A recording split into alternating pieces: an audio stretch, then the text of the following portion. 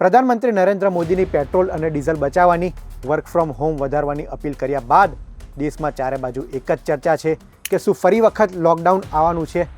આ વચ્ચે નેતાઓએ અને મંત્રીઓએ પીએમની અપીલના પગલે પોતાના કાફલામાંથી ગાડીઓની સંખ્યા ઘટાડવાનું શરૂ કરી દીધું છે, કારણ કે પેટ્રોલ અને ડીઝલ બચાવવાનું છે. આ ઉપરાંત દિલ્હી જેવા રાજ્યોમાં વર્ક ફ્રોમ હોમની પોલિસી પણ લાગુ કરી દેવામાં આવી છે. સરકારી કર્મચારી માટે 2 દિવસ વર્ક ફ્રોમ હોમની પોલિસી લાગુ કરવામાં આવી છે. દેશમાં અન્ય પણ જગ્યાઓએ અન્ય રાજ્યની સરકાર પણ આ પોલિસી લાગુ કરી શકે છે, પરંતુ આ વખતની work from home policy corona વખત કરતાં અલગ રહેવાની છે. કઈ રીતના અલગ રહેવાની છે તેની ચર્ચા આજના ડેલી ડોઝમાં કરીશું. તે પહેલાં વીટીવી ડિજિટલની ચેનલને સબસ્ક્રાઈબ કરો.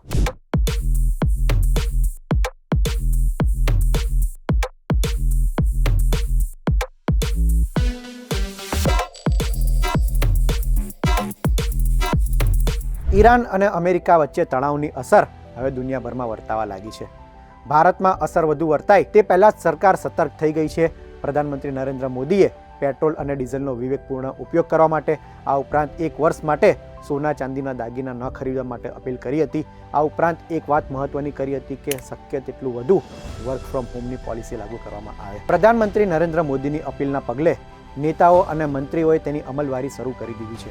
મુખ્યમંત્રી, રાજ્યપાલ સહિતના નેતાઓએ અને મહાનુભાવોએ પોતાની કાફલામાંથી કારની સંખ્યા ઓછી કરી દીધી છે, જેના કારણે પેટ્રોલ અને ડીઝલની બચત થાય તેવો દેશને સંદેશ આપી શકાય.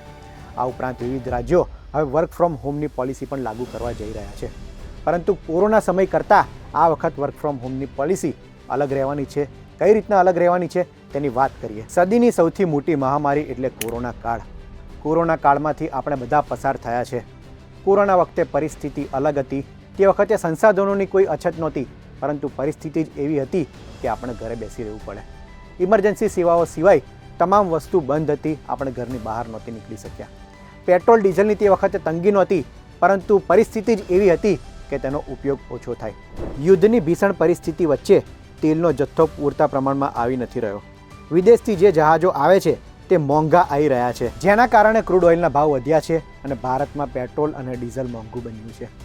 મુંબઈ, બેંગ્લોર જેવા મોટા શહેરોમાં તો પેટ્રોલનો ભાવ 106 રૂપિયાથી લઈને 110 રૂપિયા સુધી પહોંચી ગયો છે. તેના જ કારણે આ વખતે વર્ક ફ્રોમ હોમ એ પેટ્રોલ ડીઝલની બચત કરવા માટે જરૂરી બન્યું છે. દેશની વસ્તી 140 કરોડની છે. એક રિપોર્ટ મુજબ દેશમાં 4 કરોડ લોકો સરકારી કર્મચારી છે, જે કેન્દ્ર અથવા રાજ્ય સરકારમાં કામ કરે છે, જ્યારે દેશમાં 58 લાખ લોકો આઈટી ફિલ્ડ સાથે સંકળાયેલા છે. આ પૈકી 50% લોકોને એટલે કે 2 કરોડ લોકોને જો વર્ક ફ્રોમ હોમ આપવામાં આવે તો દેશને મોટો ફાયદો થઈ શકે છે. તમે કહેશો તે કેવી રીતના? તો 2 કરોડ લોકોની સરેરાશ અવર જવર આપણે 20 કિલોમીટર ગણીએ તો દરરોજ અંદાજિત 1.6 કરોડ લીટર પેટ્રોલ બચી શકે છે. આ રીતે મહિને 40 કરોડ લીટર પેટ્રોલ અને ડીઝલનો જથ્થો બચાવી શકાય છે. આ પોલિસીથી પેટ્રોલ અને ડીઝલનો ઉપયોગ તો ઓછો થશે જ, પરંતુ આ ઉપરાંત અન્ય પણ ઘણા બધા ફાયદા છે, જેમ કે પ્રદૂષણ ઓછું થશે. આ ઉપરાંત વાહનોની અવરજવર ઓછી થશે, જેના કારણે ટ્રાફિકની સમસ્યાનું પણ નિરાકરણ આવશે. આ ઉપરાંત સૌથી મોટો ફાયદો એ છે કે દેશમાં જે તેલની આયાત કરવી પડે છે તે આયાતનો ખર્ચ ઓછો કરી શકીશું. વર્ષ 2025ના આંકડા મુજબ ક્રૂડ ઓઇલનો આયાત દર 4.2% વધીને 242 મેટ્રિક ટન થયો છે.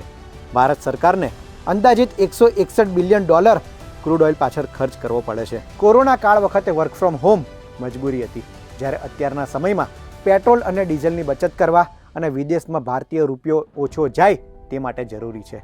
સરકારી ક્ષેત્રે તો વર્ક ફ્રોમ હોમની પોલિસી લાગુ થશે જ, પરંતુ ખાનગી કંપની કેટલી આગળ આવે છે તે જોવું રહ્યું.